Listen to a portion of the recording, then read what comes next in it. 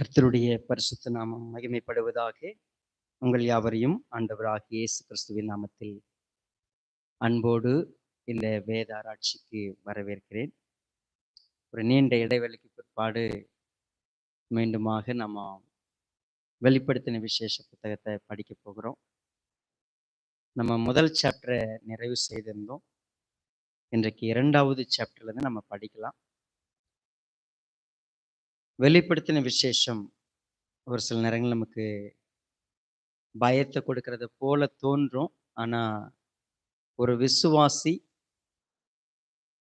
கற்றுக்கொள்ள வேண்டிய ஆழமான பாடங்களை நம்ம வெளிப்படுத்தின விசேஷ புத்தகத்துல தான் நம்ம கற்றுக்கொள்ள முடியும். ஸோ ஆகையினால என்றைக்கும் கர்த்தர் நம்மிடத்துல பேசுவதற்கு கற்றுக்கொள்வதற்கு நம்ம ஆயத்தப்படலாம். கண்களை முன் நம்ம செபிக்கலாம். மகா பரிசுத்தமுள்ள எங்கள் நல்ல பிதாவே, நீர் ஆசீர்வதித்திருக்கிறதானே இந்த அற்புதமான மாலை பொழுதிலே உங்களுடைய சமூகத்தில் எங்களை தாழ்த்துகிறோம். எங்களோடு கூட கர்த்தர் பேசும்படியாக, தம்முடைய வசனத்திற்கான விளக்கத்தை நாங்கள் புரிந்து கொள்ளும்படியாக, கற்றுக்கொள்ள வேண்டிய உண்மைகளை எங்கள் இதயம் ஏற்றுக்கொள்ளத்தக்கதாக கர்த்தர் செயலாற்ற ஒப்புக் கொடுக்கிறோம். உங்களுடைய வல்லமையான வார்த்தைகள் எங்கள் இருதயத்தில் பதியட்டும். அது எங்களுடைய செயலாக மாற கர்த்தர் எங்களுக்கு உதவி செய்யுங்க. உம்முடைய நாமம் மாத்திரம் மகிமைப்பட ஒப்புக் கொடுக்கிறோம். இயேசு ராஜாவின் நாமத்தில் ஒப்புக் கொடுத்து ஜெபிக்கிறோம் நல்ல பிதாவே, ஆமென்.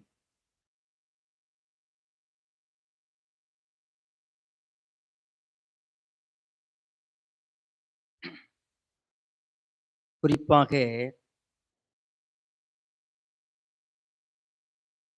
7 நட்சத்திரங்களில்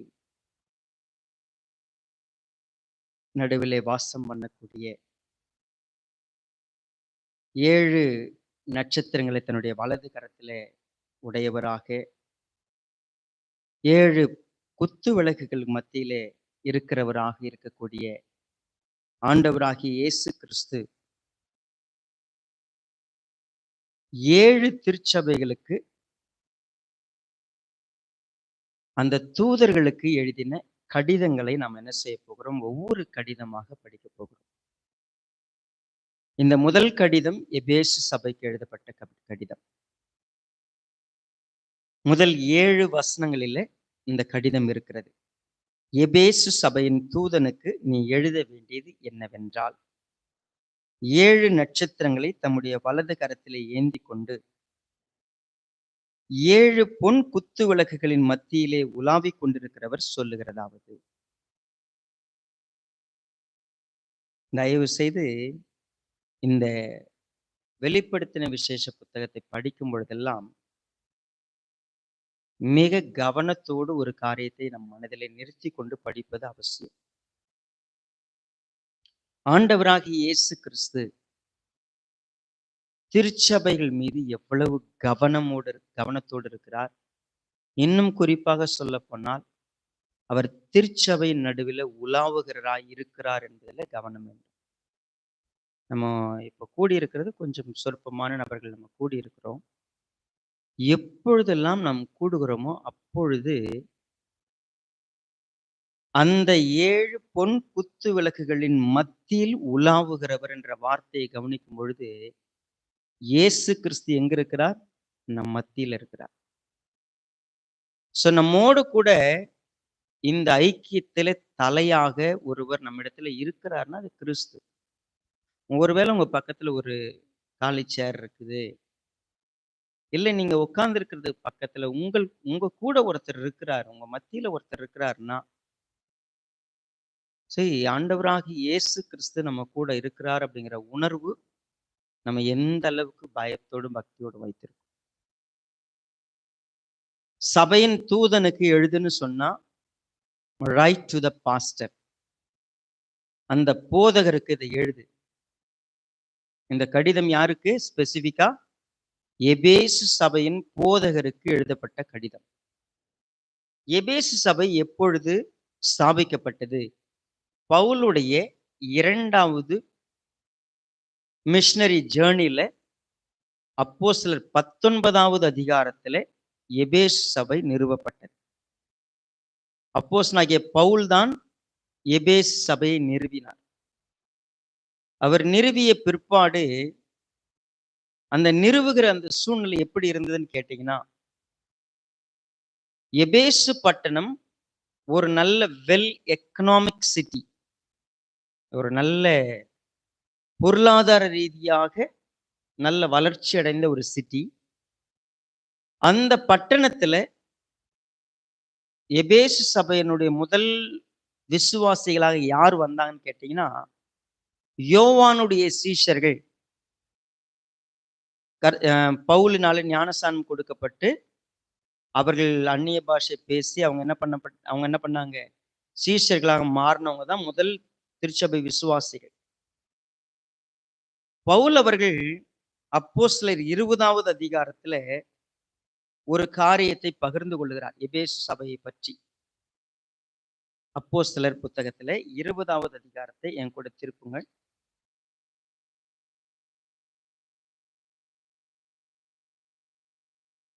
17வது வசனத்தை பாருங்கள். மிலேத்துவிலிருந்து அவன் எபேசுவுக்கு ஆள் அனுப்பி சபையின் மூப்பரை வரவழைத்தான். குறிப்பாக கவனிச்சு பார்த்தீங்கன்னா, இந்த சபை மக்களை எப்படி அவர் வழிநடத்தி இருக்கிறார்னு கவனிச்சு பார்க்கும் பொழுது 20வது வசனத்தை பாருங்கள். பிரயோஜனமானவர்கள் ஒன்றையும் நான் உங்களுக்கு மறைத்து வைக்காமல் வெளியரங்கமாக வீடுகள் தோறும் உங்களுக்கு பிரசங்கித்து உபதேசம் பண்ணி தேவனிடத்துக்கு மனம் திரும்புவதை குறித்தும் நம்முடைய கர்த்தராகிய இயேசு கிறிஸ்துவை விசுவாசிப்பதை குறித்தும் நான் யூதருக்கும் கிரேக்கருக்கும் சாட்சியாக அறிவித்தேன். குறிப்பாக 26வது வசனத்தை பாருங்கள். தேவனுடைய ஆலோசனையில் ஒன்றையும் நான் மறைத்து வைக்காமல் எல்லாவற்றையும் உங்களுக்கு அறிவித்தபடியினால். குறிப்பாக எபேசு சபை பவுல் ஒரு நல்ல உபதேசத்தோடும் பிரசங்கத்தோடும் மக்களுக்கு சத்தியத்தை சொல்லிக் கொடுத்தார். எபேசு சபை மக்கள், நீங்கள் எபேசு நிருபத்தை வாசித்தீங்கன்னா 6 சாப்டர் இருக்கிறது. அருமையான புத்தகம் எபேசு புத்தகம். நம்ம அடிக்கடி படிக்கிற புத்தகம். ரட்சிப்பை குறித்து, ஒரு திருமணத்திற்கு ஒருவேளை ஹஸ்பண்ட் அண்ட் ஒய்ஃபை பற்றி படிக்கணும் அப்படின்னாலும், திருச்சபைக்கும் கர்த்தராகிய இயேசு கிறிஸ்துவுக்கான உறவை பற்றி படிக்கணும்னா, பெற்றோர்கள் பிள்ளைகளை பற்றி படிக்கணும் அப்படின்னு சொன்னா, சபை எப்படி ஸ்தாபிக்கப்படுகிறதுங்கிறத சொல்லணும் அப்படின்னு சொன்னா, எல்லாமே எபேசு நிருபத்துல தான் நம்ம படிக்கிறோம். அவ்வளவு அற்புதமான டாக்ட்ரின்ஸ் எல்லாமே பவுல் மூலமாக எபேசு பட்டணத்துக்கு சொல்லிக் கொடுக்கப்பட்டது. எபேசு சபை ஒரு நல்ல திருச்சபையாக, எபேசு சபையில நல்ல மூப்பர்களை ஏற்படுத்தி வைத்திருந்தார். பாஸ்டர் இல்லாத ஒரு சபையாக எபேசு சபை இல்லை. அந்த அளவுக்கு ஒரு நல்ல திருச்சபை. கிபி 68ல பவுல் அப்போஸ்தலன் மரித்து விடுகிறார். ஆனால் கிபி 90 சம்திங் இந்த யோவான் பத்மு தீவிலிருந்து எழுதும் பொழுது ஆண்டவராகிய இயேசு கிறிஸ்து எபேசு சபையினுடைய பாஸ்டருக்கு ஒரு கடிதம் எழுத சொல்றார். இந்த எபேசு சபை வெல் எஸ்டாப்ளிஷ்ட் சர்ச். ஈவன் டாக்டரின்ல, அவங்களுடைய நடத்தையில, அவங்களுடைய கிரியைகள்ல ரொம்ப அழகா நேர்த்தியாய் வளர்ந்த ஒரு திருச்சபை. ஒரு 30 வருஷம் இடைவெளியில அவர்களுக்கு கர்த்தராகிய இயேசு கிறிஸ்து அந்த சபையின் போதகருக்கு ஒரு கடிதம் எழுதி, இந்த கடிதத்தின் மூலமாக முதலாவது என்ன சொல்லுகிறார்?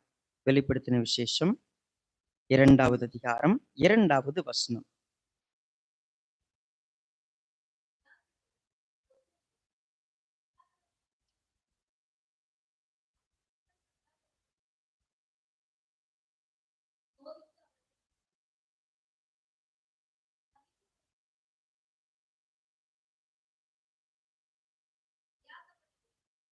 அறிந்திருக்கிறேன்.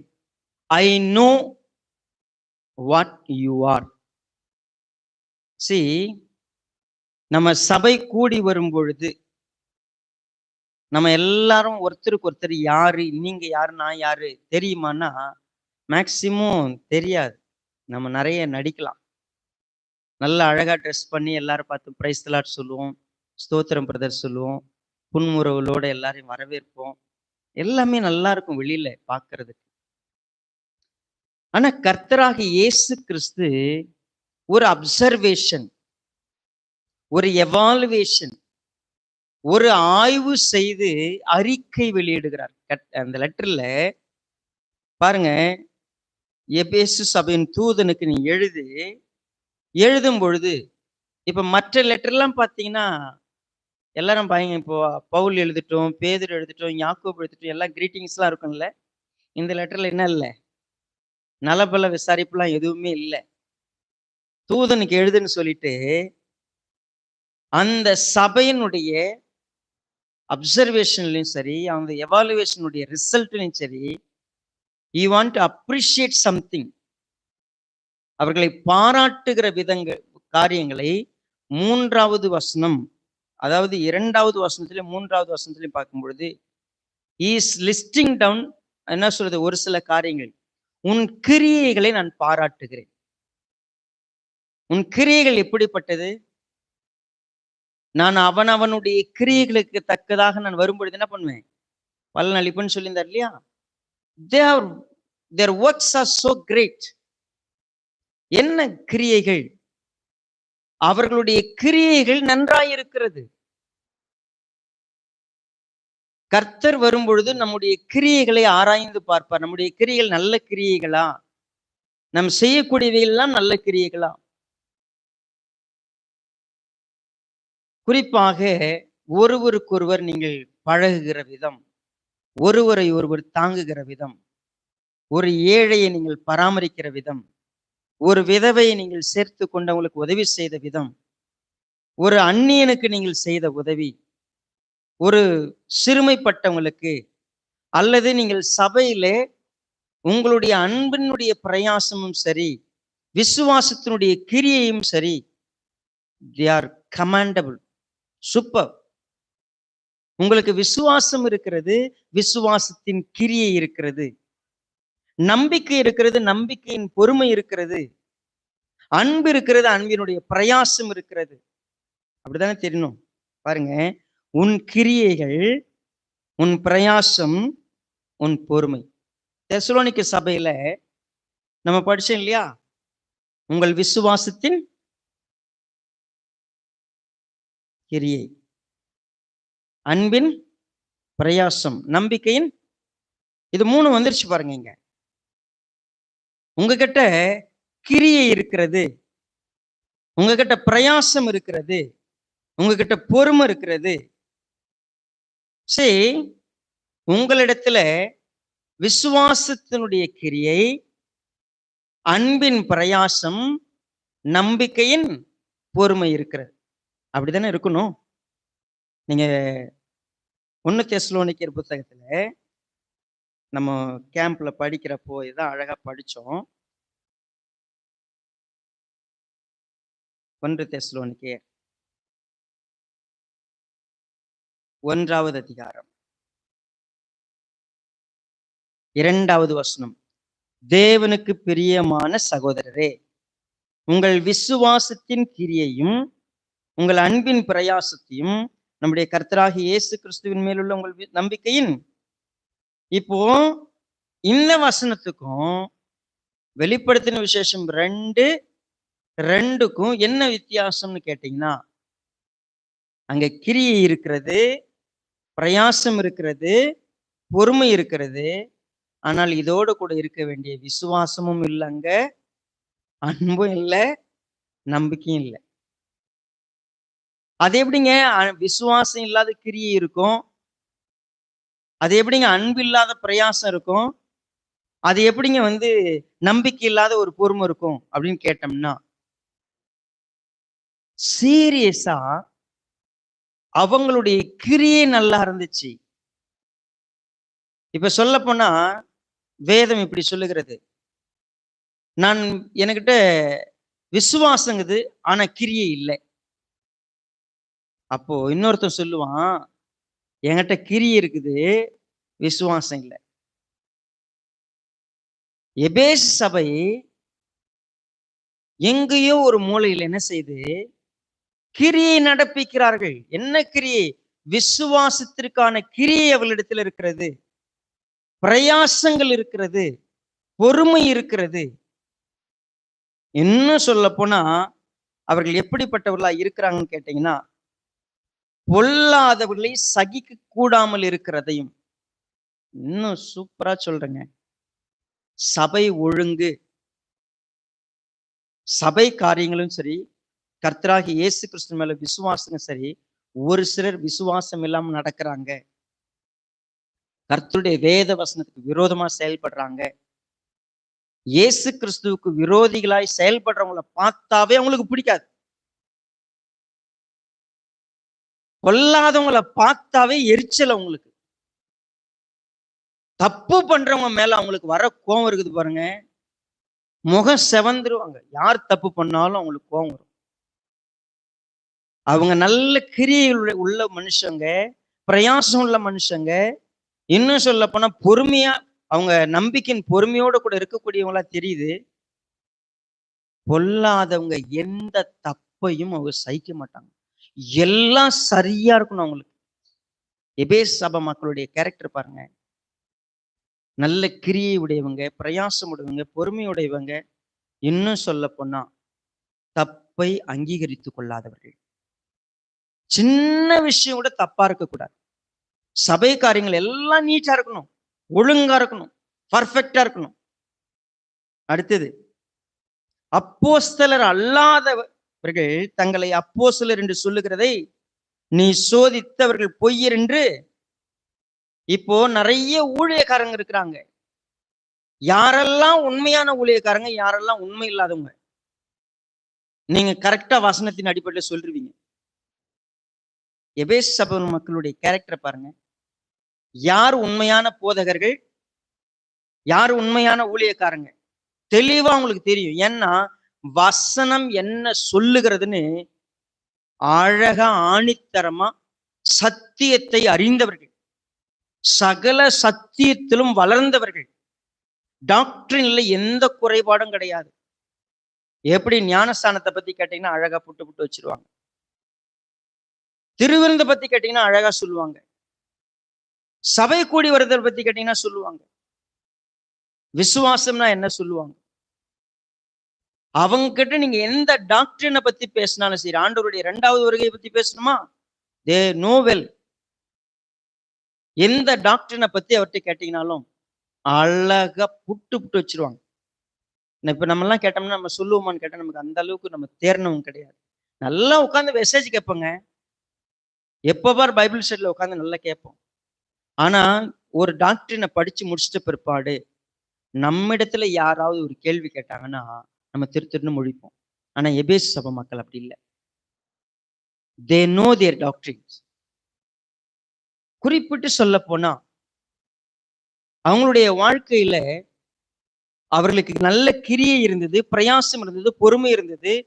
Even they identify which is wrong, which is right. அவங்களால எது தப்பு எது சரின்னு தெளிவா கண்டுபிடிக்க முடியும். இன்னும் சொல்ல போனா தப்ப அவங்க ஏத்துக்கவே மாட்டாங்க, தப்பா இருக்கிற எதுக்கும் ஒத்து போக மாட்டாங்க. அவங்க எபேசு சபை மக்களை பாராட்டலாம்னா they are well known for this. இன்னும் அடிஷனலா ஒரு சிலதை ஆட் பண்றார், அவர்கள் சகித்து கொண்டிருக்கிறார்கள் என்று சொல்லி 3வது வசனத்துல பொறுமையா இருக்கிறார்கள், தேவனுடைய நாமத்திற்காக இலைப்படையாமல் சோர்ந்து போகாமல் பிரயாசப்படுறாங்க. மினிஸ்ட்ரின்னு எடுத்துக்கிட்டா எபேசு சபை பயங்கரமா மினிஸ்ட்ரியில வந்து they are commendable. கர்த்தருடைய நாமத்துக்காக பிரயாசப்படுறவங்க, ஊழியம் அவ்வளவு செய்வாங்க. மற்றவங்களை உபசரிக்கிறது சரி, சுவிசேஷம் எடுத்துட்டு போறதும் சரி, மற்றவங்க கிட்ட கர்த்தரை பத்தி பேசுறதும் சரி, தேவனுக்காக நல்ல பிரயாசப்படுறவங்க, கிரியை உள்ளவங்க, பொறுமை உள்ளவங்க, சகிக்கிறவங்க, சத்தியத்தை அறிந்து கொள்ளுதல முக்கியத்துவம் கொடுக்கிறவங்க, சத்தியத்துல கரெக்டா இருக்கிறவங்க. என்னங்க இந்த சர்ச்சுக்கு பிரச்சனை? they have to be a number 1 church. நல்ல கிரியைகள் இருக்கிறது, பிரயாசம் இருக்கிறது, பொறுமை இருக்கிறது, தப்பு எதுவும் நடக்கக்கூடாதுன்னு கவனமா இருக்கிறவங்க, யார் தப்பு செஞ்சாலும் ஏத்துக்க மாட்டாங்க. இன்னும் சொல்ல போனா ஊழியர்களை யாராவது பொய்யா வந்தாங்களா, இவங்க பொய், இவங்க சரின்னு சொல்லிடுவாங்க. எது சரி, வேதத்தின் படியில எது சரி, சரியா சொல்லுவாங்க. உங்களை யாரும் ஏமாத்த முடியாது. ஏன்னா பவுல் அவர்கள் சொன்னார், நான் போன பிறகு கொடிதான ஓனாய் உங்களுக்குள்ள வரும். நீங்க கிறிஸ்து விட்டு என்ன பண்ணிடுவீங்க, நீங்க விலகிடக்கூடாதுங்கிறத நான் உங்களுக்கு எச்சரிக்கிறேன். எல்லாத்தையும் சொல்லி கொடுத்துட்டு போன, அவர் சொல்லி கொடுத்துட்டு போன மாதிரியே அவங்க சத்தியம்னா இதுதான், தெளிவா இருப்பாங்க. அவங்களை யாரும் ஏமாத்த முடியாது. திடீர்னு நம்ம வீட்டு பக்கம் யாராவது வந்து உட்கார வச்சு நம்மள பேசினாங்கன்னா, நமக்கு கொஞ்ச நேரத்துல அப்படியே குழம்பிடும். ஜெகோவா விட்னஸஸ் வந்தாங்கன்னா, இல்ல செவன்த் டே வந்தாங்கன்னா, யாரோ ஒருத்தவங்க வந்து புது கிருபையின் உபதேசத்துல வராங்க, இல்ல நாங்க பைபிள் மாணவர்கள் வருவாங்க, நிறைய பேர் வருவாங்க. வந்த உடனே நம்ம கிட்ட உட்கார்ந்தாங்கன்னா தெளிவா சொல்லுவோம், நீங்க பேசலாம் தப்பு அப்படின்னு பேசுற அளவுக்கு எபேசு சபை மக்கள், they are well known for their doctrines. Even அவருடைய கிரியைகள் சூப்பர், சரியான கிரியைகள் அவங்க கிட்ட. இது எல்லாத்தையும் கமெண்ட் பண்றவர் எபேசு சபைய சூப்பர் பண்ணீங்க அப்படின்னு சொல்ற இடத்துலதான், முக்கியமான ஒரு இடத்துல இந்த ஆனாலும் வந்து விடுகிறது. 4வது வசனத்துல என்னது? ஆனாலும். எல்லாம் இருக்குது. ஆனாலும் நீ ஆதியில் கொண்டிருந்த அன்பை என்று உன் பேரில் எனக்கு, சரி இங்க பாருங்க, நம்ம பல முறை இந்த வசனத்தை நம்ம லைஃப்ல படிச்சிட்டோம். நமக்கு எப்பொழுதெல்லாம் செய்தியில அன்பை பத்தி படிக்கிறோமோ அப்பெல்லாம் இந்த வசனத்துக்கு டைரக்டா எந்த போதகரா இருந்தாலும் கூப்பிட்டு வந்துருவாங்க. இந்த வசனம் நீங்க படிக்காமலா இருந்ததில்ல, கேட்காமலா இருந்தது. இந்த சூழ்நிலையை கொஞ்சம் புரிஞ்சுக்குங்க.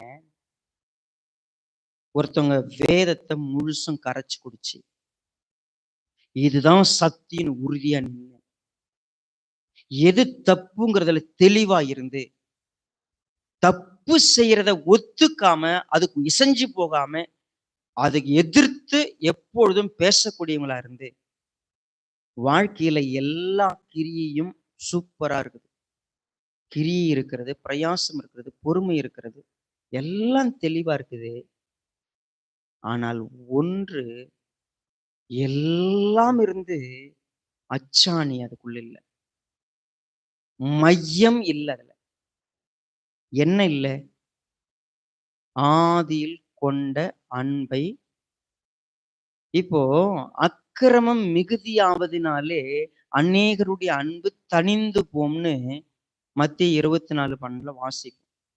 சரி, அன்பு தணிந்து போவது என்பதுனா லவ் கோல்ட் ஆயிடுச்சு அப்படின்னு சொன்னா அது குறைஞ்சிருச்சுன்னு சொல்லலாம். ஆனா ஆக்சுவலா இங்க என்ன தெரியுமா வார்த்தை போடப்பட்டிருக்கிறது? You have left your first love. லெஃப்ட்னா என்ன தெரியுமா? நீ விட்டுட்ட, முற்றிலுமா கைவிட்ட. உங்ககிட்ட அந்த அன்பு 0% கூட கிடையாது. எபேசு சபை பேர்ல ஒரு குறை சொல்றாரு. என்ன குறை சொல்றாரு? ஆனாலும் ஆதியில் கொண்ட அன்பை நீ விட்டாய் என்று உன் பேரில் எனக்கு ஒரு குறை உண்டு. சரி, எல்லாம் கரெக்டா இருக்குது, நீ அன்பை விட்டுட்ட, உங்ககிட்ட கிரியை இருக்கிறது, அது விசுவாசத்தின் கிரியை இல்லை. உங்ககிட்ட பிரயாசம் இருக்கிறது, அது அன்பின் பிரயாசம் இல்லை. உங்ககிட்ட பொறுமை இருக்கிறது, அது நம்பிக்கையின் பொறுமை இல்லை. ஏன் தெசலோனிக்கே சபைக்கும் இந்த சபைக்கும் இப்ப வித்தியாசம் இருக்குதுன்னா, கிறிஸ்துவுக்கும் உனக்கும் இருக்கக்கூடிய அன்பான உறவு இப்ப இல்லை. நீ ஜெபம் பண்ற, உண்மைதான். நீ பைபிள் வாசிக்கிற, நீ பைபிள் ஸ்டடி கேட்கிற, ஆராதனை அட்டன் பண்ற, எதுவுமே உங்ககிட்ட குறை சொல்ல. எவ்வளவு கஷ்டப்பட்டு இங்க வந்து சேரணும் தெரியுமா? நீ ஒருவேளை நம்பிக்கை சபையா இருக்கட்டும், விசுவாச சபையா இருக்கட்டும், ஒவ்வொருத்தரும் ஒவ்வொரு வாரமும் வாரத்துல 2 முறை நம்பிக்கை சபை கூடணும். விசுவாச சபை வாரத்துல 1 முறை வந்து கூடணும், ஃபுல் டே. எல்லாத்தையும் விட்டுட்டு வரணும். நான் வர்றதுக்கு எனக்கு அன்பு இருக்கணும், பிரயாசம் இருக்கும். எனக்கு நம்பிக்கை இருந்தா தான் நான் செய்வேன், விசுவாசம் தான் செய்வேன். வசனத்தை படிக்கிறதுக்கு ரொம்ப ஆவல் காட்டுறேன். ஜப கூடுகைக்கு நான் இருக்கிறேன். என் சக மனிதர்களோடு நல்லாதான் இருக்கிறேன். எல்லாம் சரியா இருக்குதுங்க. எப்படி அது தப்பாச்சு? கர்த்தர் சொல்றாரு, நான் உன்னை அறிந்திருக்கிறேன். நீங்க இப்ப கவனிங்க. ஒருத்தனுகிட்ட கிரியை நல்லா இருக்கிறது, பிரயாசம் நல்லா இருக்கிறது, பொறுமை நன்றாய் இருக்கிறது, அவன் பொல்லாதவர்களை சகிக்க மாட்டாத அளவுக்கு உத்தமனாய் நிற்கிறான். அப்போஸ்தலர் அல்லாதவர்களை பார்த்து அவன் என்ன சொல்றான்? இவர்கள் அப்போஸ்தலர் இல்லை, இது தப்பான உபதேசம், இவங்க தான் சரியானவன்னு கண்டுபிடிக்கிறான். சகித்து கொண்டிருக்கிறான், பொறுமையா இருக்கிறான், இன்னும் பிரயாசத்துல அவங்ககிட்ட குறைவு இல்லை. அவன் என்னன்னு சொல்லுவீங்க? இந்த மாதிரி ஒரு தேவ பக்தி உள்ளன்னு நீங்க என்ன பண்ண முடியாது, பார்க்கவே முடியாது. நீங்க எடுத்துங்க, காலையில எந்திரிக்கிறாங்க, எந்திரிக்கும் பொழுதே அவன் பிரேயரோட தான் ஆரம்பிக்கிறான் life. Is praying every time he praise. இன்னும் சொல்ல போனா அவர் பைபிள் வாசிக்கிறாரு, கர்த்தருக்காக பிரயாசப்படுறாரு, கர்த்தருடைய நாமத்தை போய் சொல்றாரு, எங்க பார்த்தாலும் கர்த்தரை பத்தி பேசுறாரு. கர்த்தருடைய நாமத்துக்காக எவ்வளவு உழைப்பாரு, நைட்டு பகலா உழைப்பார். கர்த்தருக்காக கொடுக்கணுமா, எவ்வளவு கொடுப்பார். எல்லாம் இருக்கிறது, ஆனால் ஒன்று அங்க மிஸ் ஆயிடுச்சு. The love. Really, you know what's the meaning of love here? கிரேக்க பதத்துல 1 கொரிந்தியர் 13 இருக்கக்கூடிய அன்பும் இந்த அன்பும் ஒரே பதம். அது அகாப்பே. அகாப்பே அன்பு உன்னிடத்தில் இல்லை. ஆனா கவனிங்க, இப்ப நான் சொல்றதை உங்களால புரிஞ்சுக்க முடியுமா பாருங்க. உன்னிடத்துல விசுவாசத்தின் கிரி இருக்கிறது, ஆனால் அந்த விசுவாசம் உண்மையான விசுவாசம் அல்ல. உன்னிடத்துல அன்பின் பிரயாசம் இருக்கிறது, ஆனால் அது அகாப்பே அன்பு அல்ல. உங்களிடத்துல நம்பிக்கையின் பொறுமை இருக்கிறது, அது கர்த்தராகிய இயேசு கிறிஸ்துவின் மீது இருக்கக்கூடிய நம்பிக்கையின் பொறுமை இல்லை. என்னது அது? அதே வசனம்தான், டாக்டரின் தான், எல்லாம் சரிதாங்க. என்ன ப்ராப்ளம்? ஆண்டவராகிய இயேசு கிறிஸ்துடைய ஸ்கேனிங்ல மனுஷன் பார்த்தானா, எபேசு சபையை பார்த்தான்னா, வாவ், எபேசு சபை மாதிரி ஒரு சபைய விசுவாசிய பார்க்கவே முடியாது. ஏன்னா எல்லாம் கரெக்டா இருக்குது. மேல ஒரு விசுவாசிக்குரிய சகல அடையாளங்களும் எபேசு சபையினுடைய மனிதனுக்கு இருக்கிறது. அவன் என்னங்க, எவ்வளவு ஒவ்வொரு வாரம் வர்றதுக்கு எப்படி கஷ்டப்படுறான் தெரியுமா? அவன் வசனத்தை எப்படி தெரியுமா உட்கார்ந்து கேட்பான், எப்படி நோட்ஸ் எடுப்பான் தெரியுமா, எப்படி பேசுவான் தெரியுமா, எப்படி ரிவ்யூல எப்படி பேசுவான் தெரியுமா, அடுத்து வீட்டுல போய் என்னெல்லாம் பண்ணுவான் தெரியுமா? எல்லாம் சரியா இருக்கிறது. அப்புறம் எப்படி அவனுக்கு ஒரு விசுவாசி இல்லைன்னு சொல்ல முடியும்? ஆண்டவராக இயேசு கிறிஸ்து சொல்றார், நான் உன்னை அறிவேன். You have left the first love. இந்த ஃபர்ஸ்ட் லவ்னு இருக்குதுல்ல, அந்த ஃபர்ஸ்ட் லவ் ஆதியில் கொண்ட அன்பு. ஒரு நிமிஷம், உண்மையாவே நீங்க ரட்சிக்கப்பட்டவங்களா இருந்தா, ரட்சிக்கப்பட்ட அன்றைக்கு கர்த்தர் மேல ஒரு அன்பு வைக்கிறீங்கல்ல, அந்த அன்பு இன்னைக்கு இருக்குதான்னு ஜஸ்ட் செக் பண்ணுங்க. இப்ப நான் உங்களுக்கு புரியறதுக்காக இந்த விளக்கங்களை சொல்றேன்.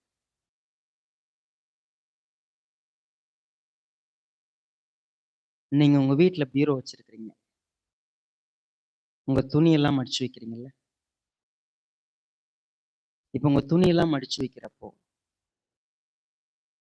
புதுசா ஒரு 10,000 ரூபாய்க்கு ஒரு துணி வாங்கியிருக்கீங்க.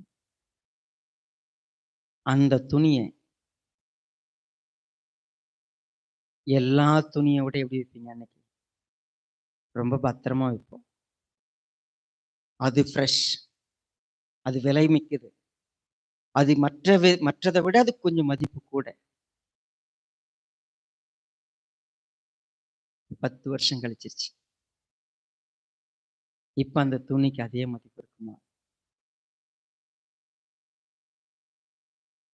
நீங்க உங்க வீட்டுல இருக்கிற கறி துணியை ஒரு நிமிஷம் கவனிச்சு பாருங்க. அது ஒரு நாள் முதல் இடத்துல இருந்த துணி, அதை பத்திரமா எடுத்து வச்சிருந்திருப்போம். மடிச்சு அழகா சேஃபா வச்சிருந்திருப்போம். அது இன்னைக்கு என்னவாயிருச்சு? கரித்துணி இடத்துல இருக்குது. ஆண்டவராகிய இயேசு கிறிஸ்து என்ன தெரியுமா சொல்றாரு? அந்த ஃபர்ஸ்ட் கையில வாங்குறப்போ உனக்கு ஒரு மதிப்பு இருந்துச்சே, இப்போ என் மேல வச்ச அன்பு இந்த கரித்துணி மாதிரி இருக்கு. நீ ஃபர்ஸ்ட் என்ன லவ் பண்ண மாதிரி இல்லை. இப்போ உன் லவ் குறைஞ்சிருச்சு, தணிஞ்சிருச்சுன்னா நான் பேசல. அதை அப்படியே என்ன பண்ணிட்ட, நீ விட்டுட்ட. ஆதியில நீ என் மேல வச்ச அன்பு இருந்துச்சுல்ல, அது கொஞ்சம் கொஞ்சமா போயிடுச்சு உன்னை விட்டு. பழைய ஏற்பாட்டுல நம்ம ஒரு வசனத்தை வாசிக்கலாம். கர்த்தர் என்ன சொல்றாரு கவனிங்க. எரேமியா தீர்க்க தரிசன புத்தகம் 2வது அதிகாரம்.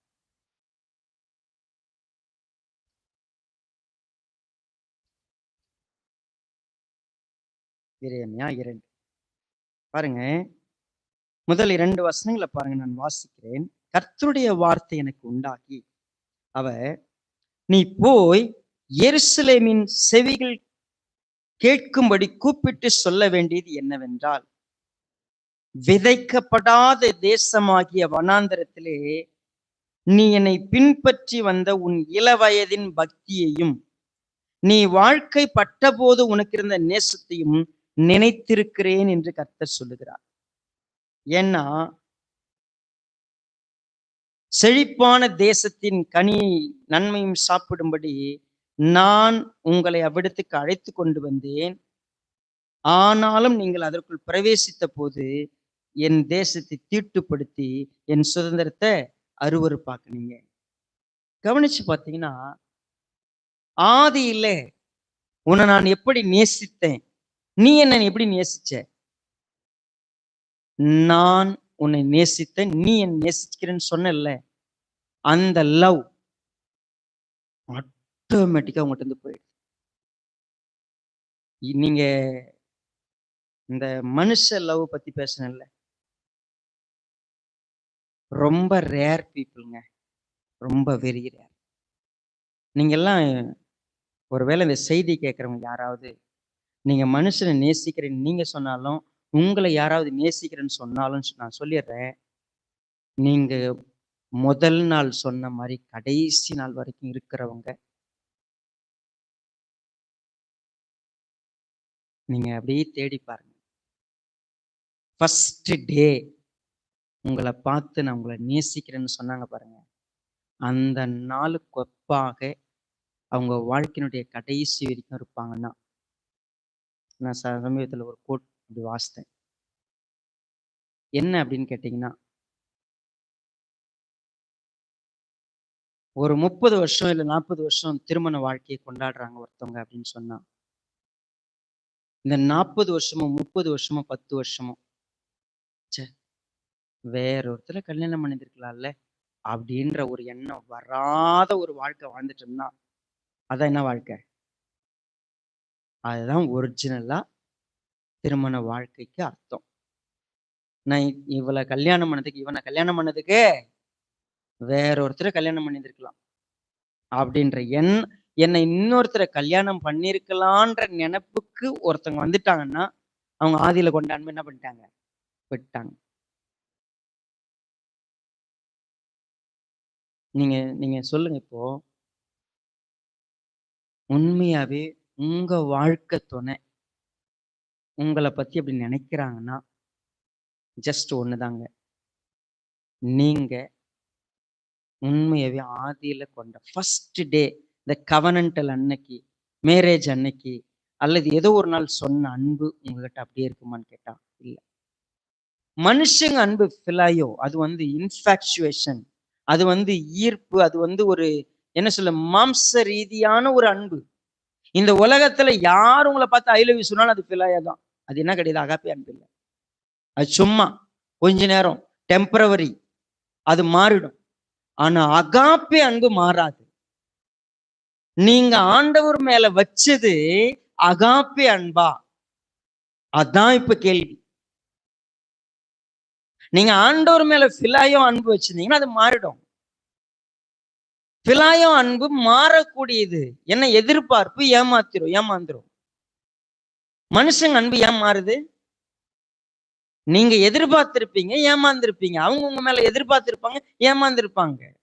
அதனால அன்பு தணிஞ்சிரும், அன்பு குறைஞ்சிரும். ஆனா அகாப்பே அன்புங்கிறது மாறாத அன்பு. எந்த காலத்திலயும் மாறாது, எதற்காகவும் மாறாது. தேவன் நம்ம மேல வச்ச அன்பு.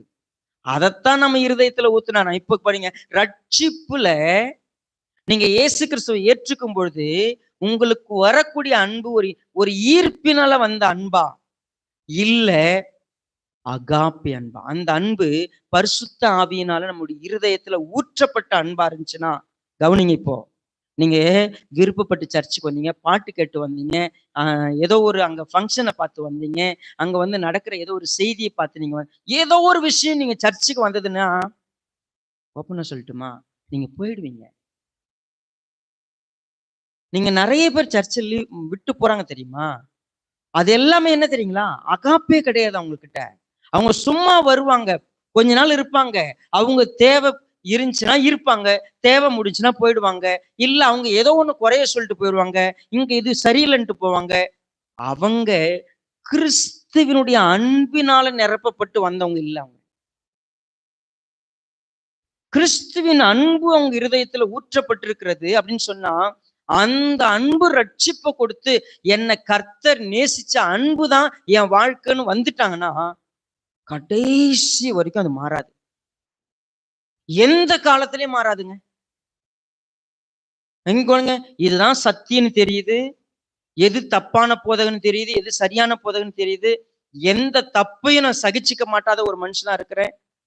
இன்னும் கர்த்தருக்காக பிரயாசப்படுறேன், கர்த்தருக்காக அவருடைய நாமத்து நிமித்தம் இலைப்படையாமல் இருக்கிறேன், சோர்ந்து போகாம இருக்கிறேன். Everything is there. கிரியை இருக்குது. பட் ஒரிஜினல் அன்பு என் இருதயத்துல இல்லைன்னு சொன்னா, இது அத்தனையும் வேஸ்ட். நீங்க ரட்சிக்கப்படும் போது இயேசுவினுடைய சிலுவையை பார்த்து நீங்க ரட்சிக்கப்பட்டிருந்தா, சிலுவையில் அறையப்பட்ட அவரே அன்றி வேறு ஒன்றையும் நீங்க பார்க்காம இதுதான் விலையேற பெற்ற அன்பு நீங்க புரிஞ்சு நீங்க ஏற்றுக்கிட்டு இருந்தீங்கன்னா, நீங்க அவரை தான் பார்ப்பீங்கன்னா, அவரை தான் பிடிச்சிப்பீங்கன்னா, உங்க லைஃப்ல உங்களுடைய விசுவாசத்தின் கிரியை நல்லா இருக்கும், அன்பின் பிரயாசம் நல்லா இருக்கும், நம்பிக்கையின் பொறுமை நல்லா இருக்கும். நீங்கள் பொல்லாதவர்களை சகிக்க கூடாதவங்களா இருப்பீங்க. நீங்க உண்மையாவே நீங்கள் எதெல்லாம் சகிக்கிறோமோ அதை சகிச்சுக்குவீங்க. நீங்க சோதித்து அறிஞ்சுப்பீங்க எது சரி தப்புன்னு. கர்த்தருடைய நாமத்துக்காக வாழ்வீங்க. எல்லாம் சரியா இருக்கும். அப்ப ஆதியில கொண்ட அன்புனா என்ன? நல்லா புரிஞ்சுங்க. எல்லாம் இருந்து ஒண்ணு விட்டுட்டோம்னா, எதுக்காக செஞ்சோமோ அதுவே விட்டுட்டோம். சின்ன வயசுல நான் ஒரு உதாரணம் படிச்சேன். ஒரு அம்மாவுக்கு 3 ஆம்பளை பசங்க.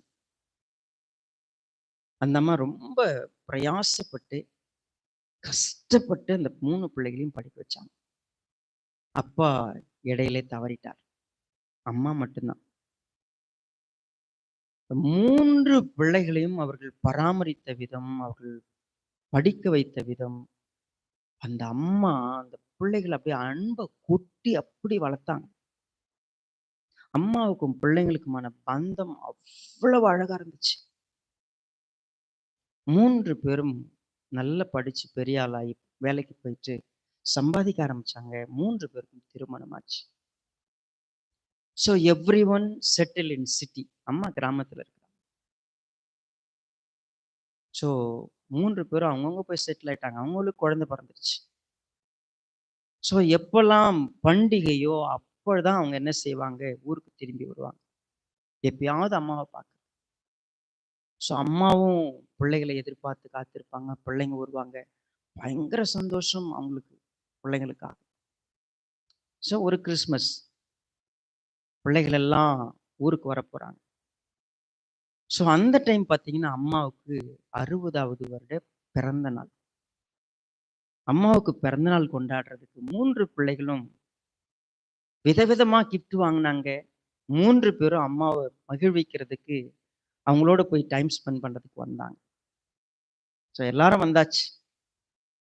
அம்மாவை வந்து கட்டி பிடிச்சு அம்மாவுக்கு முத்தம் கொடுத்தாங்க. எல்லாம் பண்ணாங்க. அம்மாவுக்கு பயங்கர சந்தோஷம். அம்மா பலகாரம் சுட ஆரம்பிச்சாங்க. அவங்களுக்கு நல்லா சமைக்க ஆரம்பிச்சாங்க. எல்லாம் செஞ்சு குடுத்தாங்க. ரொம்ப ஜாலியா இருந்தாங்க. ஸோ அப்ப பார்த்தீங்கன்னா, அவங்க வீட்ல 3 ஃபேமிலியும் பார்த்தீங்கன்னா, ஆ 2 கார்ல வந்திருந்தாங்க. ஸோ 2 கார்ல வந்திருக்கிறப்போ, எல்லாம் வரும்பொழுதே நேரிச்சிட்டு தான் வந்தாங்க. ஸோ எல்லாம் சொன்னாங்க, அம்மாவுடைய பர்த்டேக்கு நம்ம வந்து என்ன செய்யலாம்? ஒரு அவுட்டிங் போலாம் அப்படின்னு சொல்லி எல்லாருமே முடிவு பண்ணாங்க. அம்மாவுக்காக நல்ல கிஃப்ட் வாங்கின்னு வந்தாங்க. அம்மாவ அவுட்டிங் கூட்டு போணும்னு முடிவு பண்ணாங்க. அம்மாவுக்கு கேக் வெட்டுனாங்க. எல்லாம் சூப்பரா இருந்துச்சு. ஸோ என்னாச்சு, எல்லாரும் அவுட்டிங் போணும்னா சமைக்கணும். அம்மா தான் சமைச்சாங்க. எல்லாம் சமைச்சாச்சு. சமைக்கிற பாத்திரத்தெல்லாம் ஏத்துனாங்க. 2 வேளை சாப்பாடு. ஃபுல்லா எல்லாமே லக்கேஜ் எல்லாம் ஏத்தியாச்சு. ஏத்திட்டு பார்த்தா, எல்லாரும் உட்கார்றாங்க. சில்ட்ரன்ஸ் எல்லாம் மடியில உட்கார்ற மாரி தான் சூழ்நிலை. இப்ப நாங்க வரும்போது கூட ஒரு 7 பேர் ஒரு ஆட்டோல வந்தோம். 6 பேர் உட்காரலாம், 7 பேர் உட்கார முடியாது. ஏன்னா 6 பேர் என்ன பண்ணலாம், ஒருத்தர் மடியில ஒருத்தரு உட்கார்ந்தா 7வது ஆளுக்கு இடம் இல்ல. ரொம்ப கஷ்டம்.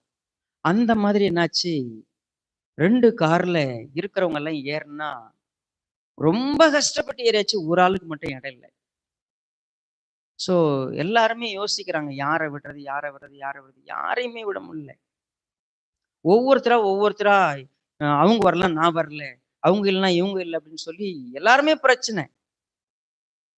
கடைசியா அம்மாவ மட்டும் வீட்ல விட்டுட்டு எல்லாருமே டூர் போயிட்டாங்க. டூர் யாருக்காக? அவுட்டிங்கே அம்மாவுக்காக.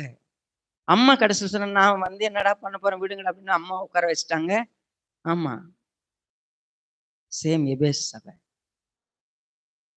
பிரயாசம், கிரியை, நம்பிக்கை எல்லாம் உண்டு. ஆனா எது இல்ல? ஆதியில என் பேர்ல கொண்ட அன்ப, நீ என் பேர்ல வச்ச அன்ப விட்டுட்டு மீதி எல்லாம் பண்ணிட்டு இருக்கிற. சேம். ஆதியில நான் கர்த்தர் மீது ஒரு அன்பு வச்சேன். இன்னைக்கு இருக்குதா? உங்களுக்கு ஒண்ணு சொல்லட்டுமா? ஏன் இத இவ்ளோ டீப்பா பேசணும்? எதுக்காக இத பேசணும்னு கேட்டா, நான் இதுக்கப்புறம் படிச்சது தான் உண்மையே பயத்துக்குரியதா இருந்துச்சு. இப்போ இந்த ஆனாலும் படிச்சுட்டோம். ஆகையால் படிக்கணும்ல. அடுத்த வசனம். ஆகையால்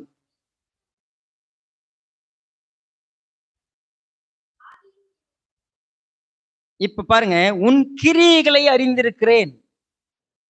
ஆனா ஆதியில இருந்த கிரியை இப்ப இல்ல உன்கிட்ட. இப்ப கிரியை இருக்கிறது, அன்பில்லாத கிரியை அது. நீ ஆதியில செய்த கிரியை வேணும். ஆதியில பட்ட பிரயாசம் வேணும். ஆதியில இருந்த உன் பொறுமை வேண்டும். நீ எந்த இடத்துல இருந்து விழுந்தன்னு உனக்கு தெரியணும் இப்போ. நான் சொல்லிட்டேன். நீ ஃபர்ஸ்ட் எப்படி இருந்த? நீ எப்ப நீ விழுந்தன்னு உனக்கு தெரியும். எங்க இருந்து விழுந்தன்னு உனக்கு தெரியும். நீ மனம் திரும்பி ஆதியில இருந்த இடத்துக்கு திரும்பினா திரும்பு. இல்லன்னா நான் சீக்கிரமாய் உன்னிடத்தில் வந்து நீ மனம் திரும்பாத பட்சத்தில் உன் விலக்கு தண்டை அதனின்று நீக்கி விடுவேன். விலக்கு தண்டுனா என்ன? நம்ம ஏற்கனவே படிச்சுட்டோம் 1வது அதிகாரம். நாம தான் இந்த லேம்ப் ஸ்டாண்ட். நாம தான் விலக்கு தண்டு. விலக்கு யாரு? ஆண்டவராகிய இயேசு கிறிஸ்து. அவரை வெளிப்படுத்துறதுக்கும் அவரை பிரதிபலிப்பதற்குமான விலக்கு தண்டு நாம். கர்த்தராகிய இயேசு கிறிஸ்துவுக்காக வாழக்கூடிய வாழ்க்கையே நீ தேவையே இல்லைன்னு அந்த பொறுப்பு என்ன பண்றாரு? தூக்கியே. அவ்வளவுதான். உங்ககிட்ட இருக்கிற பொறுப்பு புடுங்கிடுவார். நீ கிறிஸ்தவனாவே வாழ தேவையில்ல போடாம பார். அவ்வளவுதான். நாம் நீ மனம் திரும்பினா ஓகே. மனம் திரும்பாத பட்சத்தில் நான் சீக்கிரமா வருவேன். உன் விளக்கு தண்டை புடுங்கிடுவேன். அவ்வளவுதான். இனிமே நீ லைட்டா இருக்க முடியாது. லைட்ட வெளி உலகத்தை காமிக்கிற விளக்கு தண்ணி நீ இனிமே நீ கிடையாது. ஏன்பா எல்லாம் 99% சரியா இருக்குது. ஒண்ணு தானே தப்புன. அந்த ஒண்ணு தான் மையம். அந்த மையத்தை விட்டுட்டு மீதி எதை செஞ்சாலும் எல்லாம் வேஸ்ட் தான். நீ அம்மாவை விட்டு அம்மாவுக்காக டூர் கூட்டின்னு போய் என்ன பிரயோஜனம்? நீ கிறிஸ்துவை விட்டு விட்டாய். நீ கிறிஸ்துவோட இருக்கக்கூடிய உண்மையை விட்டுட்ட. மீதி எல்லாம் செய்யற பாரு.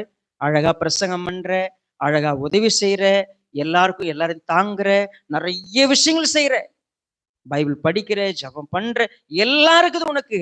ஆனா கிறிஸ்துவின் மீது வைத்த ஒரிஜினல் அன்பு உன் இருதயத்துல இல்லை. நான் உன்னை மனம் திரும்ப சொல்றேன். எபேஸ் சபைக்கு ஏன் எழுதுறேன்? எபேஸ் சபை டாக்டரின்ல கரெக்டா இருக்கிறாங்க. எது தப்பான டாக்டரின் அவங்கள கேளுங்க, சூப்பரா சொல்லிடுவாங்க. இது தப்புன்னு அவங்களால பிரிச்சு சொல்லிட முடியும், இது சரின்னு சொல்லிட முடியும். யார் நல்ல உபதேசி, யார் ஒரு கெட்ட உபதேசி, யார் கெட்ட ஊழியக்காரன் சொல்லிடுவாங்க. கர்த்தருடைய நாமத்துக்காக எதை கட்ட சொல்லுங்க, ஏதாவது செய்ய சொல்லுங்க, பயங்கரமா கொடுப்பாங்க. என்ன பாஸ்டர், இதெல்லாம் அன்பு இல்லாம எப்படி பாஸ்டர் செய்ய முடியும்? மறுபடியும் சொல்றேன், அகாப்பி அன்பு இல்லாம செய்ய முடியுமா? செய்ய முடியும். உனக்கு வேற ஏதோ ஒரு எதிர்பார்ப்பு இருக்கு, உனக்கு வேற ஏதோ ஒரு ஈர்ப்பு இருக்கு. நீ ஏதோ ஒரு வியாபாரியா இருக்கிற, இதை செஞ்சா அது நடக்கும், அதை செஞ்சா இது நடக்கும், ஏதோ ஒண்ணு பண்ணிட்டு இருக்கிற. நீ எப்படி தெரியுமா? நீ ஒழுங்கா இருந்தா ஆசீர்வாதமா இருப்புன்னு சொல்லி நீ ஒழுங்கா இருக்கிற. நிறைய பேருடைய பக்தி எப்படி தெரியுமா? நான் உண்மையா இருந்தா ஆசீர்வதிக்கப்படுவேன். அன்பினாலதான் நான் உண்மையா இருக்கிறேன்ல. நான் கிறிஸ்து மீது வைத்திருக்கிற அன்பினால நான் போய் பேசாம இருக்கிறேன். கிறிஸ்து மீது வைத்த அன்பினாலதான் நான் இதை செய்யறேன் அப்படிங்கிறத விட்டுட்டு, நான் உண்மையா இருந்தா ஆசீர்வதிக்கப்படுவேன், நான் ஒழுக்கமா இருந்தா எனக்கு இது கிடைக்கும், நான் கர்த்தருக்காக இந்த பிரயாசப்பட்டா அவர் வானத்தின் பலகணிகளை திறந்து என்ன பண்ணுவார், எனக்கு கொடுப்பார். எபேசு சபை இருந்துச்சு, அன்பை விட்டுட்டு வியாபாரிகளா மாறி இருந்தாங்க. எனக்கு நிறைய கிறிஸ்துவம் என்ன தெரியுமா? இவங்கெல்லாம் சரியில்லை, அந்த சர்ச்சை பாருங்களேன், எல்லாம் ஒழுங்கா இருக்கிறாங்க நீங்க சொல்றீங்க தெரியுமா? கிறிஸ்தின் மீது வைத்த அன்பினால ஒழுங்கா இருக்கிறாங்களா? இல்ல அவங்க ஏதோ ஒரு எதிர்பார்ப்புல அப்படி இருக்கிறாங்களா? நல்லா புரிஞ்சுக்கங்க. நீங்களும் நானும் கூட கர்த்தருக்காக எதுக்காக பிரயாசப்படுறோம்? வந்த ஆசீர்வாதம் வரையா? தயவுசெய்து வராத. வந்தா எனக்கு இப்படி இருக்கும், இல்லவே இல்லை. பழைய ஏற்பாடு எப்படி தெரியுமா?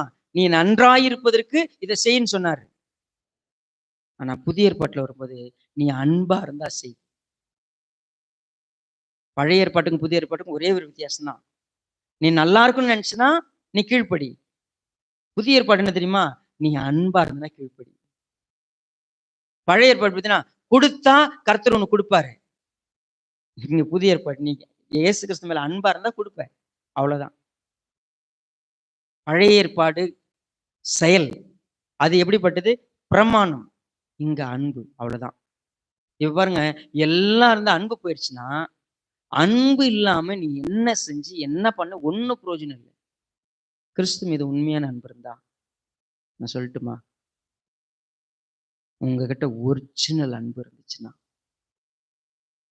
நீங்க சொல்றீங்க தெரியுமா, நான் இன்னைக்கு விழுந்துட்டேன், என்னால முடியல, நான் செய்ய முடியல. நீங்க யாரெல்லாம் நான் நல்லா கேட்கிறேன் பாஸ்டர் வசனம், ஆனா முடியல நீங்க சொல்றீங்கன்னா, ஒரே ஒரு தாரக மந்திரம், நீங்க கிறிஸ்துவை விட வேற எதையோ ஒன்று நேசிக்கிறீங்க. உங்களால ஏன் தெரியுமா முடியல? நீங்க கிறிஸ்துவோட இந்த உலகத்துல ஏதோ ஒண்ணு பெருசா பாக்குறீங்க. நீங்க உலகத்தான் மாதிரி யார் தெரியுமா இருக்கிறீங்க? கிறிஸ்து மீது வச்ச அன்பு உங்ககிட்ட இல்லை. இப்போ நீங்க பேருக்கு தான் இருக்கிறீங்க.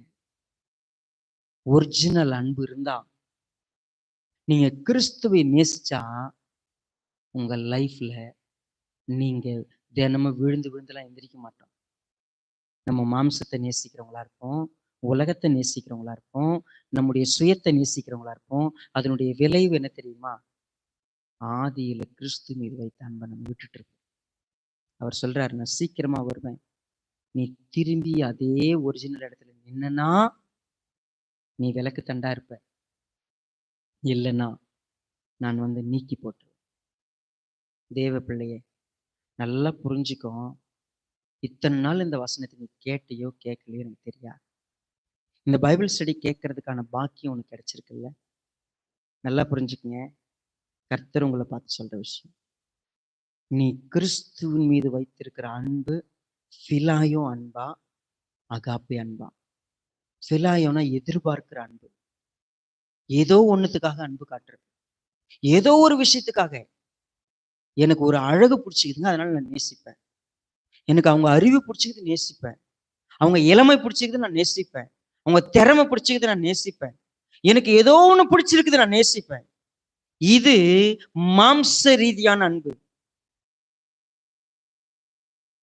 நான் கிறிஸ்துவ நேசிக்கிறதுக்கு காரணம் சொல்லட்டுமா?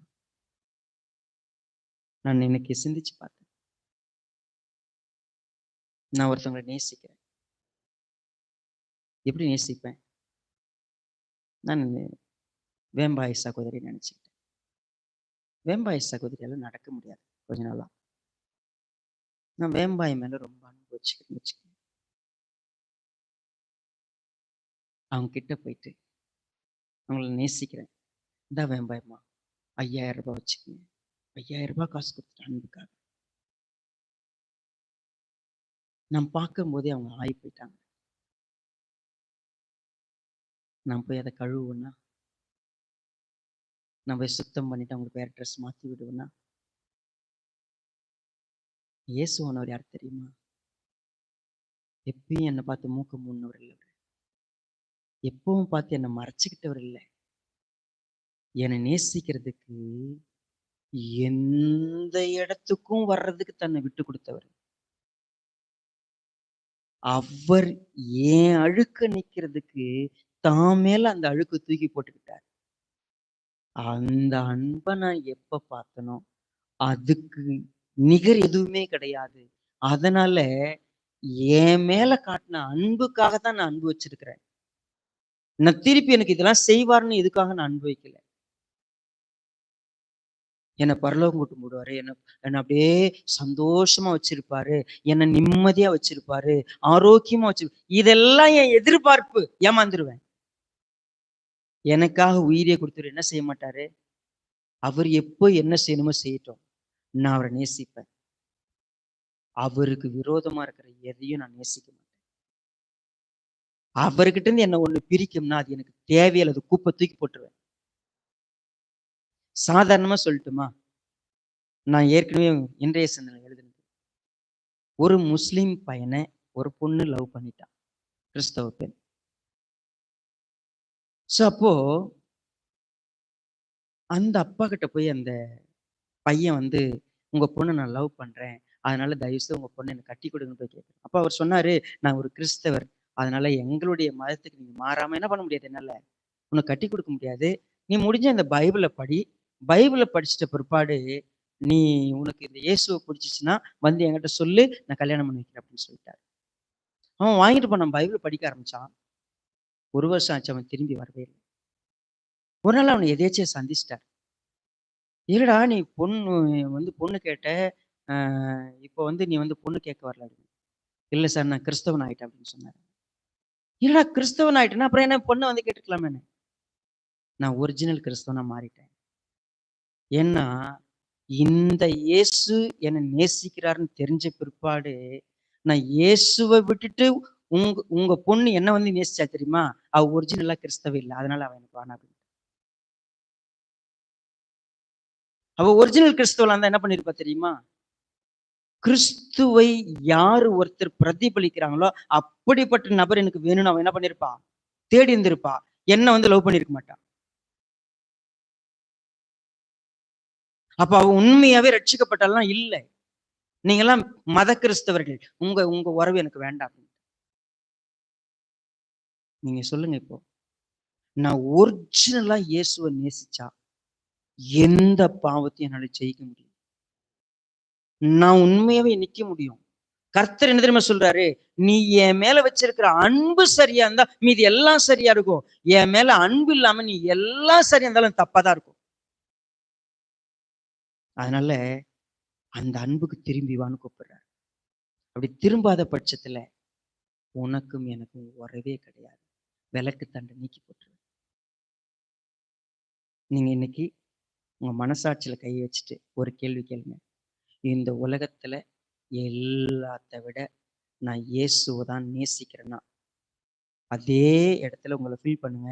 உங்களை கூட நீங்க அதிகமா நேசிக்கிறீங்கன்னா நீங்க இயேசுவை நேசிக்கல. மனம் திரும்புறதுக்கு யோசிக்கலாம். இன்னைக்கு நீ மனம் கசந்த ஆண்டவரே, உங்க மேல வச்ச அன்பை விட்டு நான் எவ்வளோ தூரம் ஓடிட்டேன். மார்பிள் அடிச்சுக்கிட்டு ஒருத்தன் அழுதான். தகப்பனே, உங்களுக்கு விரோதமாவும் பரத்துக்கு விரோதமா நான் பாவம் செஞ்சுட்டேன். இனி நான் உங்களுடைய கூலிக்காரன்னு சொல்றது கூட எனக்கு தகுதி இல்லை. எப்பா, நான் உங்க மேல வச்ச அன்பை விட்டுட்டு நான் என்ன வாழ்க்கையில சாதிச்சிட்டேன். ஒண்ணும் இல்லப்பா, நான் உங்க அன்புக்கு திரும்பி வரேன்னு சொல்லி பாருங்களேன். உண்மையாவே நீங்க கிறிஸ்துவ நீங்களே இன்னைக்கு பந்தமா மாற முடியும். அப்படி இல்லாத பட்சத்துல அவர் சொல்றாரு, 6வது வசனத்துல இன்னொரு வார்த்தை சொல்றாரு. நான் வெறுக்கிற நிக்கோலாய மதஸ்தரின் கிரியைகளை நீயும் வெறுக்கிறாய். இது உன்னிடத்தில் உண்டு. ஏன் இந்த வார்த்தை இங்க சேர்க்கப்பட்டது? நிக்கோலாய் மதஸ்தவர் என்ன சொன்னாங்கன்னு கேட்டீங்கன்னா, கிருபை பற்றி கொண்டா போதும், வேற எதுவும் தேவையில்லை, நீங்க பரலோகத்துக்கு வந்துடலாம். அவங்க என்ன தெரியுமா, எல்லாம் கிருபை, எல்லாம் கிருபை, கிருபை கிருபை பாடினாங்க பாருங்க, எல்லாம் சேர்ந்துக்கிட்டு. அந்த மாதிரி வேலையை கூட நீ வெறுக்கிற, உண்மை வேணும்னு நினைக்கிற. ஆனா என்ன தெரியுமா மறந்துட்ட? உன் இருதயத்துல அன்பை விட்டுட்ட. உனக்கு எல்லாம் சரியா தெரியுதுப்பா, அன்பை விட்டுட்ட. ஆவியானவர் சபைகளுக்கு சொல்றதை நான் சொல்றேன், காது இருந்துச்சுன்னா கேட்டுக்கோ. வாழ்க்கையில ஜெயம் கொள்ளுகிறவன் எவனோ அவனுக்கு தேவனுடைய பரதேசின் மத்தியில் இருக்கிற ஜீவ விருட்சத்தின் கனிய, ஆமா சொல்லட்டுமா, ஆண்டவர் உண்டாக்குன தோட்டத்துல 2 கனி இருந்துச்சு. ஒண்ணு ஜீவ விருட்சம், இன்னொன்னு நன்மை தீமை அறிய தக்க விருட்சம். இவங்க ஜீவ விருட்சத்தை சாப்பிடாம என்ன பண்ணி போய் சாப்பிட்டாங்க? ஆமா. இப்போ ஒரிஜினலா கிறிஸ்துவை மட்டும் நேசிச்சு அந்த அன்புல நிலைச்சிருக்கிறவனுக்கு மட்டும்தான் தேவனுடைய அந்த பரலோகத்துக்கு போகும்போது ஜீவ விருட்சத்தின் கனியை நான் தருவேன்னு சொல்றேன். நமக்கு அந்த ஜீவ விருட்சத்தின் கனி கிடைக்கணும்னா உலகத்து மேல இருக்கிற அன்பை தூக்கி போட்டுருங்க, மாம்சத்தின் மேல இருக்கிற அன்பை தூக்கி போடுங்க. நம்ம இந்த உலகத்தினுடைய எந்த மேல, உங்க சுயத்தின் மேல வச்சுக்கிற அன்போட தூக்கி போட்டு, ஆண்டவரே நான் இன்னைக்கு மறுபடியும் என்னுடைய ஃபர்ஸ்ட் டேக்கு நான் திரும்பி வரேன். ஆண்டவருக்கு உட்காந்து இன்னைக்கு போய் ஒரு லவ் லெட்டர் எழுதுங்க. ஆண்டவர் கூட நேரம் செலவு பண்ணுங்க. எப்பா, நான் திரும்பி வரேன்ப்பா, தப்புதான்ப்பா, நான் என்னத்தையும் நேசிக்கிறேன்ப்பா, அது அழுக்குப்பா, அது குப்பைப்பா, அது வீணா போயிடும்ப்பா, மாறிடும்ப்பா, எனக்கு தெரியுது. என்ன அப்படியே உருகி உருகி நான் நேசிக்கிறேன்னு சொன்ன கூட ஒரு நாள் விட்டு போயிடுவான்ப்பா. சும்மா திரும்ப சொல்றேன், நீங்க எழுதி வச்சுக்கங்க.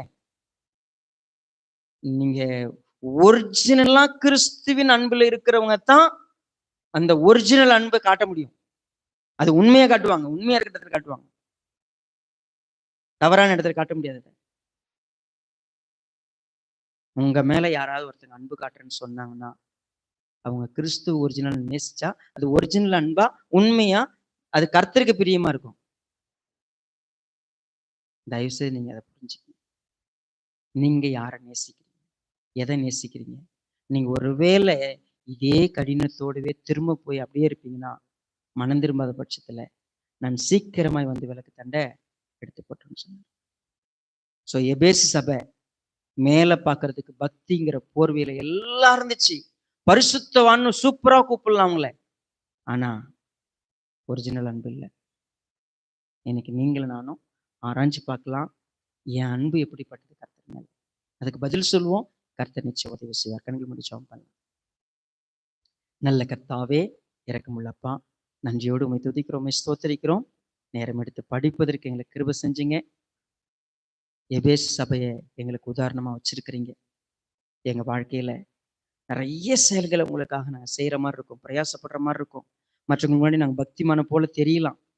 ஏன்னா வேதத்தை புரிஞ்சு வச்சிருக்கிறோம், எது சரி தப்புன்னு பேசுறோம், யார் தப்பான ஊழியக்காரங்க சரியான ஊழியக்காரங்க கூட சொல்லுவோம். அதே போல நிறைய கர்த்தருடைய நாமத்துக்காக பிரயாசப்படுவோம். ஆனா ஆதியில கொண்ட அன்பை விட்டுறோம்.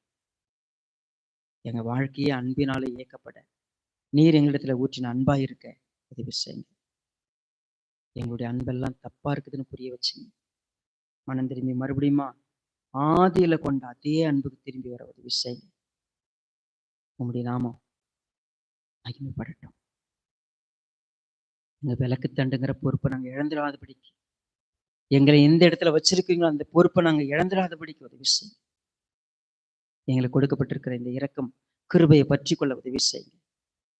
எவ்வளவு நாள் நாங்கள் கடினப்பட்டு போவோங்கிறது, நாங்கள் அப்படி போயிட்டோம்னா நீங்க எந்த நிமிடம் வேணா திரும்பி வரலாம். நியாய தீர்ப்பு எப்போ வேணா இருக்கலாம். பயந்து நாங்கள் உண்மையாகவே எங்களை மாற்றி மனம் திரும்பி உம்மிடத்துல இணைந்து கொள்ள உதவி செய்யுங்க. உம்முடைய அன்புக்கு பாத்திரமாய் ஜீவிக்க கிருபை தாங்க. எங்களை தாழ்த்துகிறோம், ஆண்டு கொள்ளுங்க. மீட்பெரும் மர்ம ரட்சகரமாய் இருக்கிற கர்த்தராகிய இயேசு கிறிஸ்துவின் நாமத்திலே தாழ்மையோடு வேண்டிக் கொள்கிறோம் நல்ல பிதாவே. ஆமென். ஓகே, தேங்க்யூ ஸோ மச் உங்க எல்லாருக்கும்.